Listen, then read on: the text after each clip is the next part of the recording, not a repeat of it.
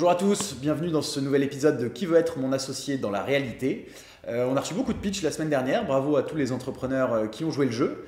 Pour les autres, sachez que vous pouvez encore nous envoyer vos pitchs à l'adresse team@angelsquare.co, donc toujours les mêmes règles, pitch vidéo de 1 à 2 minutes. Et je vous propose qu'on commente aujourd'hui le pitch de la startup Painkiller et on va voir si dans la réalité Angel Square accepterait ou non d'étudier le dossier plus en détail. Bonjour, je m'appelle Guillaume Palacios. En 2015, j'ai eu une paralysie faciale avec pour conséquence des douleurs neuropathiques assez violentes.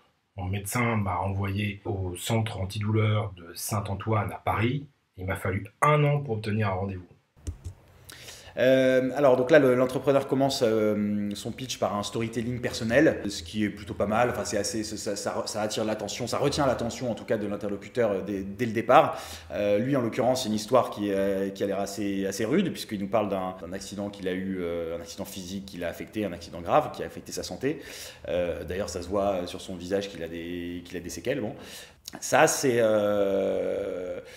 objectivement, en tant qu'investisseur, on se dit ok, est-ce que, évidemment, et la question va se poser de est-ce que l'entrepreneur a encore toute sa tête, est-ce qu'il est devenu complètement dingue après son accident?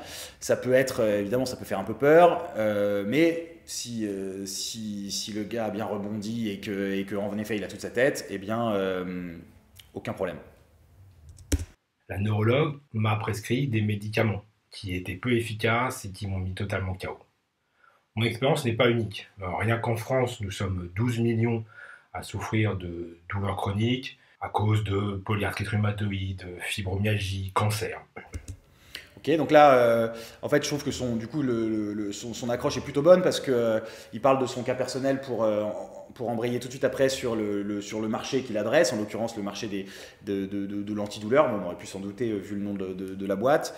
Voilà, moi, je ne savais pas qu'il y avait aussi autant de problèmes en France pour l'accès aux soins antidouleurs. Il parle de 12 millions ce qu'il appelle de douloureux chroniques en France, donc c'est sûr que c'est énorme. Donc a priori, il y a un vrai sujet qu'il faudrait régler. Donc le début du pitch est plutôt pas mal. C'est pas mal. Après l'échec des médicaments, on m'a orienté vers l'hypnose. Et j'étais assez sceptique au début, mais pendant les séances, je me sentais bien, comme dans du coton, et j'oubliais la douleur. Le problème, c'est pour que ce soit efficace, il faut en faire à répétition.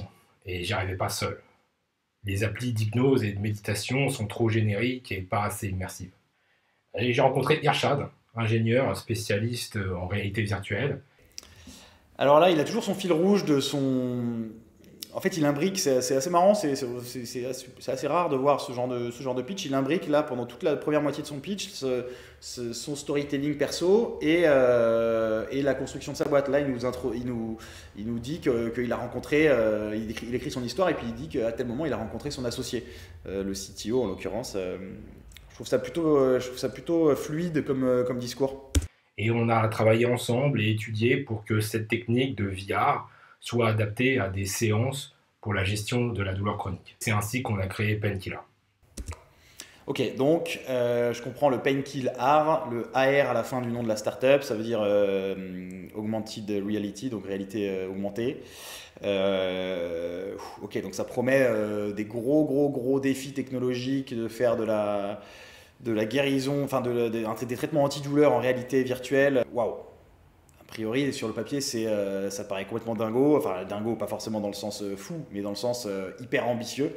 Donc, il faut creuser. Après des mois de R&D, on a lancé Lindra, une application qui offre des mois de R&D, ça me paraît peu pour un sujet aussi technique et aussi fabuleux dans la promesse. Donc, je ne sais pas trop ce qu'il a développé en 6 mois. Programme d'hypnose et de relaxation profonde directement sur son mobile.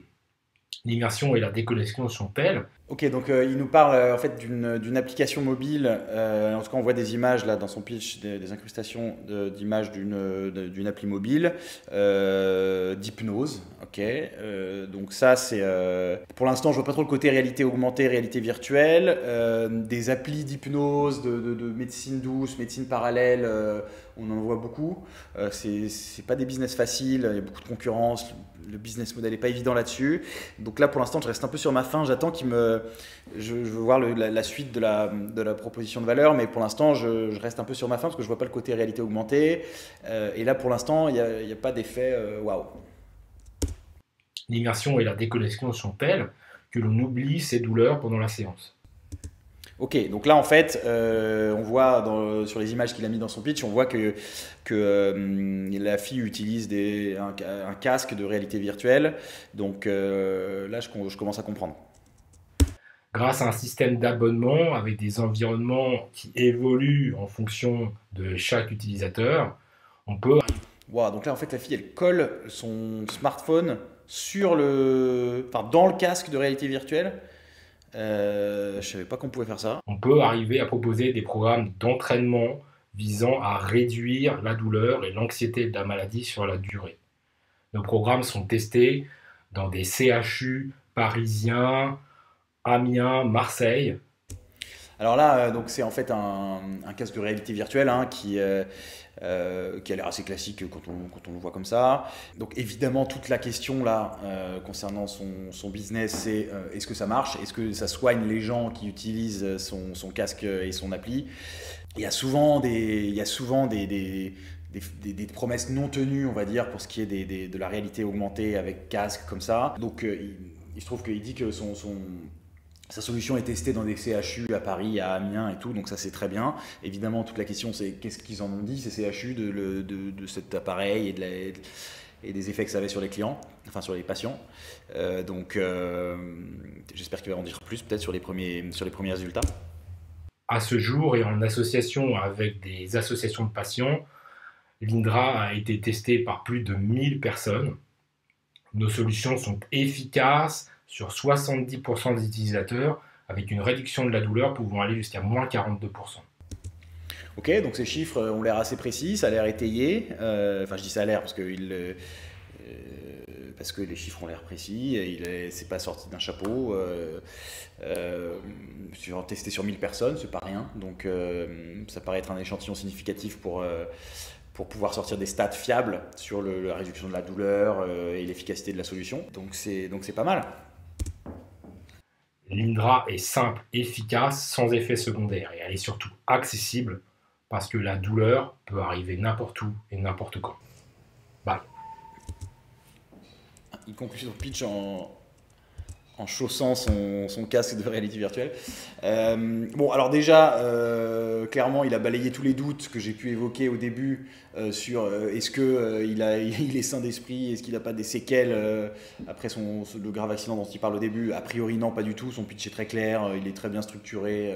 Donc ça, je pense qu'on peut écarter, en tout cas de ce qu'on en voit dans cette vidéo de 2 minutes. Les questions qui restent en suspens sont essentiellement liées à sa techno, concrètement, en quoi consiste son programme de lutte contre la douleur, qu'est-ce que le patient voit dans son casque, parce qu'en fait on ne sait pas.